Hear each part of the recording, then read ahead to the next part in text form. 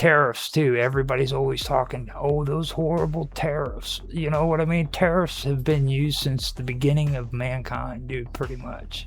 Well, not the beginning of mankind. But when they started... Beginning of government. Yeah, you know, it's just... And people hype this stuff up like it's actually important. Inflation is not.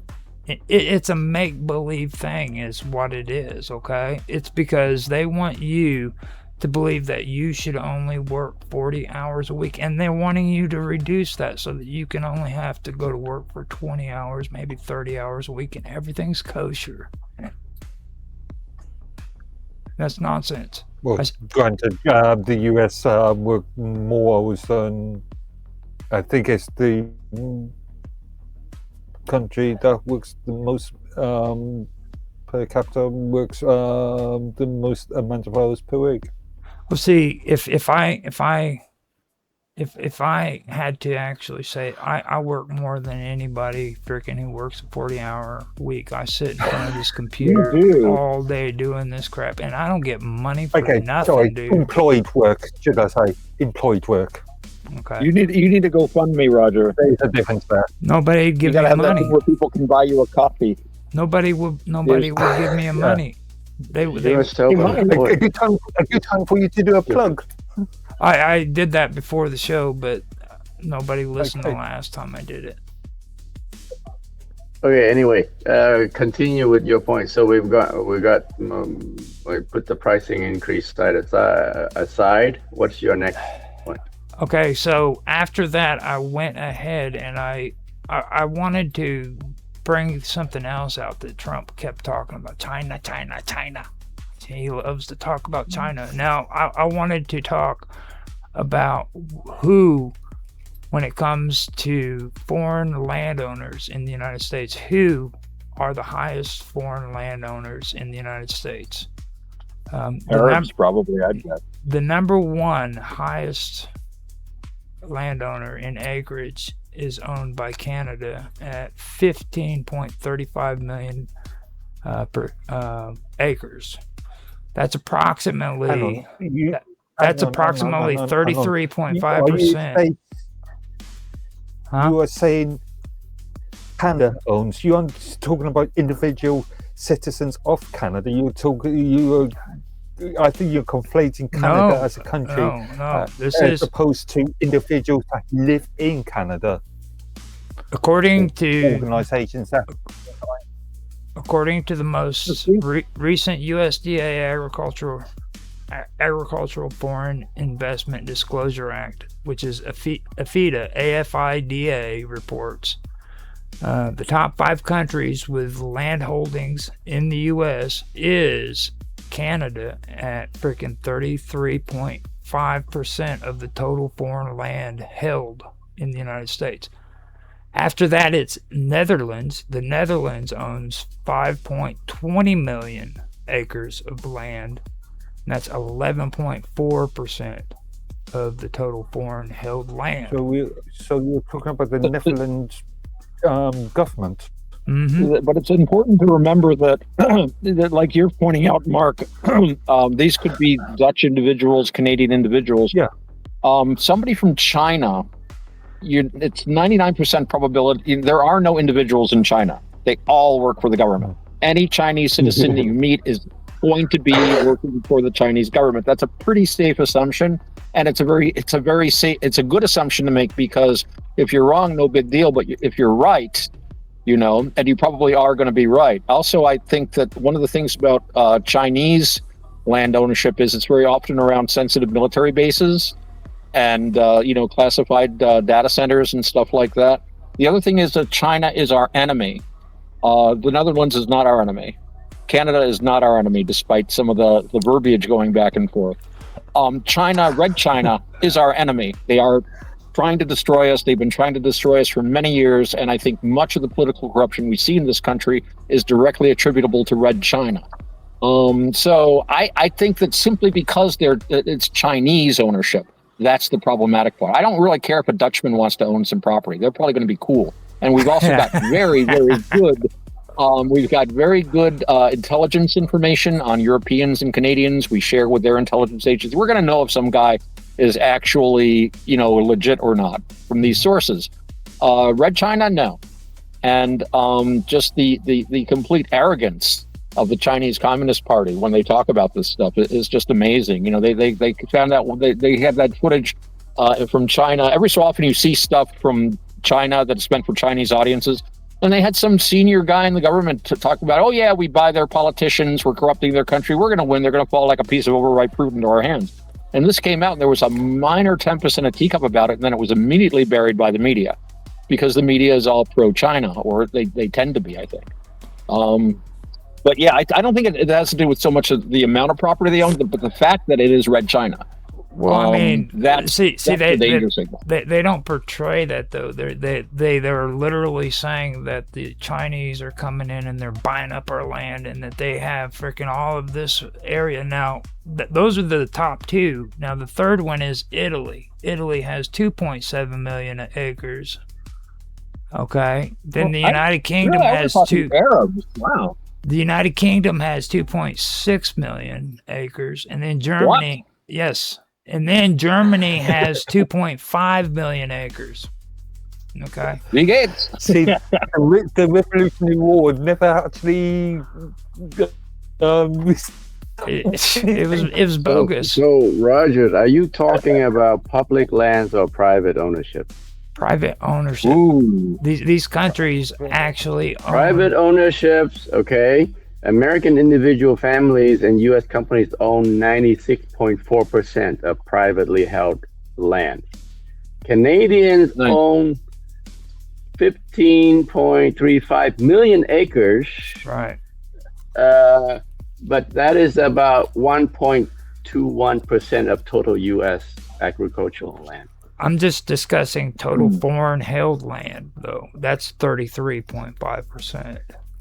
So out of all of the foreign held land, that is like a third of our land. Out of all foreign held lands, Canadians hold the highest ownership? Yes.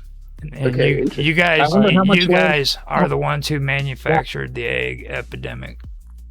Now, how many Americans own Canadian land or land in the UK? That's actually that's a good question, actually. Also, I'm not sure. Is this just private land, or are we also talking about things like embassies and military bases? And that's a thought. I know we've got a UK military base just down the road here. No, I'm just kidding. All right, RAF Albany, yeah, RAF New York. Okay, so where are you going with this foreign ownership? Well, it was a big issue that Donald Trump was talking about. He was talking about how horrible, how these Chinese are coming in and they're just overtaking our country and stuff, and it's just completely bullshit. That's talking to the base. That's talking to the base. He's talking to his base, though. Yeah, I think he's doing his whole trick of overly simplification. I don't know about the U.S. guys, but there's a huge population of Chinese people, especially in post 1997 when Hong Kong got returned to China. Yeah, a lot of Hong Kong Chinese went over and grabbed a huge chunk of land in Canada. Also, I don't know about, and got an idea about Canada. I'm not sure about the US, but in Britain, there has been huge influxes in Chinese students or Chinese people coming over here to be university students. And obviously, most of them will leave and return back to the country once that term is over. Okay, this reminds me of there was something that occurred to me when I'm talking about this foreign ownership, especially from the UK. I'm reminded of something that happened in World War II, which Mark is probably aware of. Actually, you guys are probably aware too. But when the United States came into World War II, and the British were begging, Churchill was like, "Please." And they said, well, all right, we're going to do this Lend-Lease thing. But part of that was they wanted to make sure that England really needed the money and that England was broke.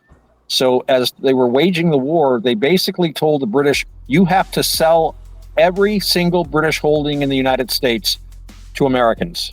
Every single one at wartime prices. So they were losing money on the deal, because they're in the middle of a war, prices are very low.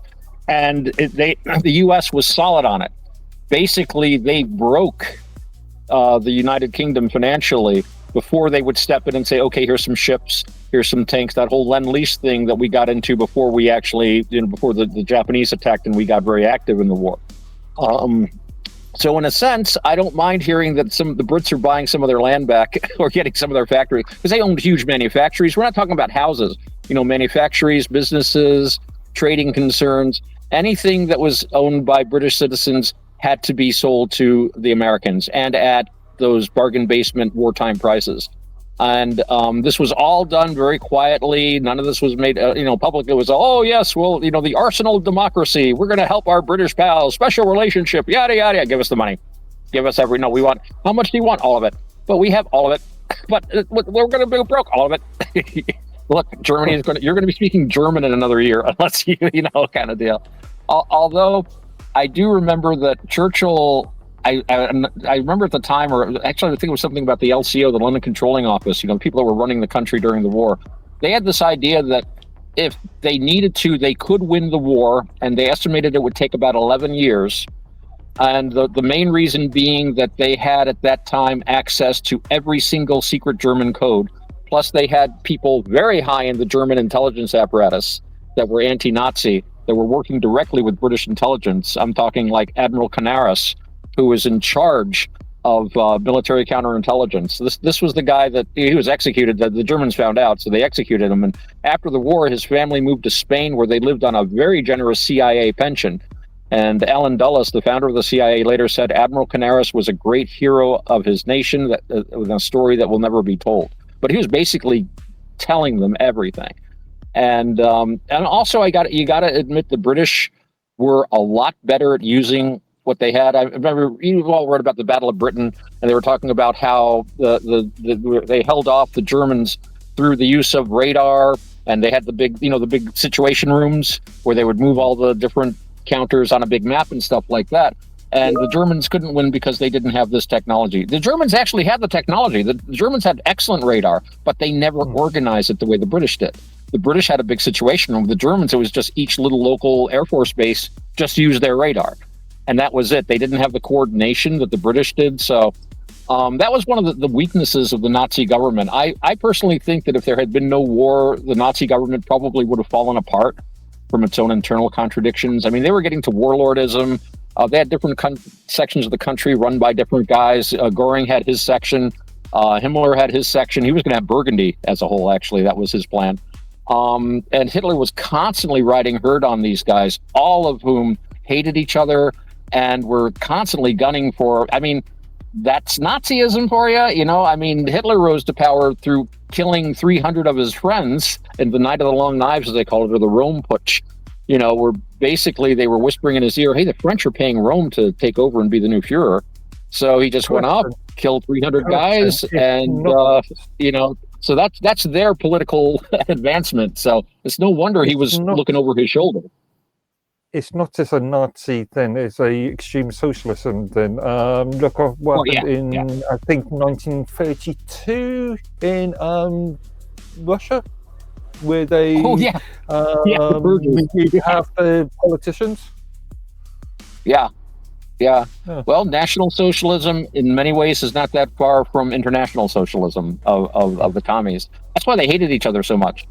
I think because they saw so much similar in them. And yet the early Nazis actually were very close to the Russian Communist Party. They trained the nascent German Air Force.